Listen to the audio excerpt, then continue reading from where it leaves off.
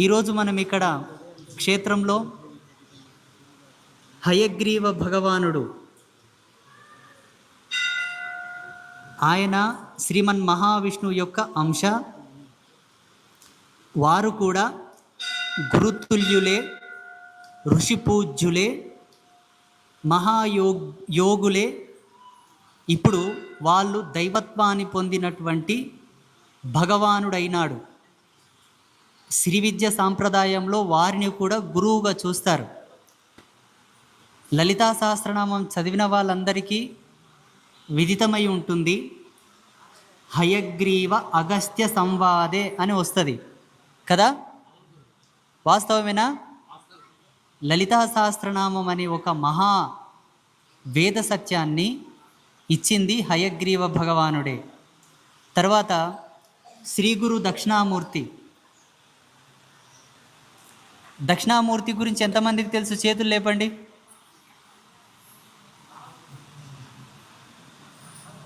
చాలా తక్కువ తెలుసు కదా. ఇప్పుడు వేరే గురువు గురించి అడిగితే అందరు చేతులు లేపుతారు కంపల్సరీ. హయగ్రీవ భగవానుని తర్వాత సిద్ధత్వంతో, యోగత్వంతో, గురుత్వంతో, ఋషిత్వంతో పరిపూర్ణమై భగవతత్వాన్ని పొందినటువంటి దేవదేవుడు, గురువులకే గురువు, ఆది గురువు అయినటువంటి సాక్షాత్తు సదాశివుడు పరాభట్టారిక అంశ, అమ్మ అప్ప కలిస్తే వచ్చిన గురుమూర్తి ఎవరయ్యా ఈ జగతిలో అంటే దక్షిణామూర్తే. దక్షిణామూర్తిలో ఇద్దరు ఉంటారు, అమ్మ ఉంటుంది, అప్ప ఉంటాడు. పరమేశ్వరుడు, పరమేష్టి, పరమేశ్వరి ఇద్దరు ఉంటారు. అందుకే దక్షిణామూర్తి యొక్క కుండలాలు మీరు చూడండి. ఒకటేమో మకర కుండలం ఉంటుంది, ఒకటేమో సామాన్యంగా జగన్మాత చెవి కుండలంలా ఉంటుంది. స్వామివారి యొక్క రూప లావణ్య తేజస్ అంతా కూడా అమ్మవారి యొక్క కళతో ఉంటుంది. స్వామివారి యొక్క అలంకారము, ఆ జటాజూటము, ఆ యొక్క యోగ పటిమంతా కూడా శివుడితో ఉంటుంది. అందుకే దక్షిణామూర్తిని కనుక మనం ధ్యానిస్తే సమస్త గురుమండలాన్నంతయు ధ్యానించినట్లని చెప్తారు పెద్దలు. తర్వాత వ్యాసుల వారు, వీరిరువురు కూడా దేవతలు, గురుత్వం నుంచి దైవత్వాన్ని పొందిన వాళ్ళు. వ్యాస భగవానుడు, తర్వాత దత్తాత్రేయుడు, వీళ్ళిద్దరు ఋషులు, ఋషిత్వ ధర్మంలో ఉన్నవాళ్ళు. తర్వాత శంకర భగవత్పాదుల వారు, రామానుజాచార్యుల వారు, మధ్వాచార్యుల వారు. ఒక చిన్న మిస్గైడ్ అయింది. నేను జగద్గురు అయినటువంటి బసవేశ్వరుని ఫోటో తీసుకురమ్మన్నాను, మా పిల్లలు తీసుకురాలేదు. వాస్తవంగా అక్కడ బసవేశ్వరుని ఫోటో కూడా ఉండాలి ఈరోజు, అదొక్కటే మిస్ అయింది.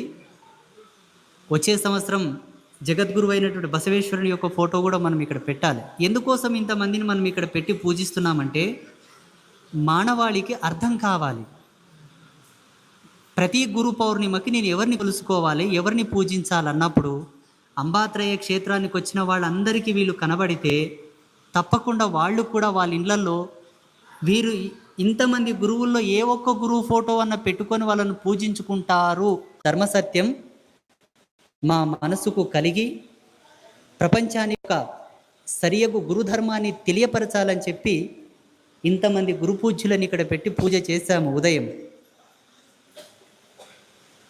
మీరందరూ కూడా ఈరోజు వచ్చి వాస్తవంగా అంటే పరాశ్రీ స్వామి వారి యొక్క పాదాలను తాకి స్వామి పాదాల మీద జలము అర్పణం చేసి నమస్కారం పెట్టుకోవచ్చు అన్న అవకాశం కోసం మీరు వచ్చారేమో.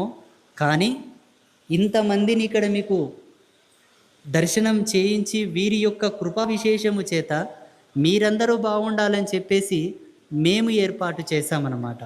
ఇక్కడ స్వామి దర్శనము, ఇంతమంది యతివరేణ్యులైనటువంటి గురువులు, మహాపరమ పూజ్యులైనటువంటి ఆచార్యులు, జగద్గురువులు మీకు దర్శనమిచ్చారు, మిమ్మల్ని అనుగ్రహించారు. వాస్తవం చెప్పాలంటే ఈరోజు పీఠానికి వచ్చిన వాళ్ళందరూ కూడా సుఖ సంతోషాలతో చల్లగా అంబికాదేవి యొక్క ఆశీర్వాదంతో వర్ధిల్లుతారు. ఇందులో సందేహమేం లేదు.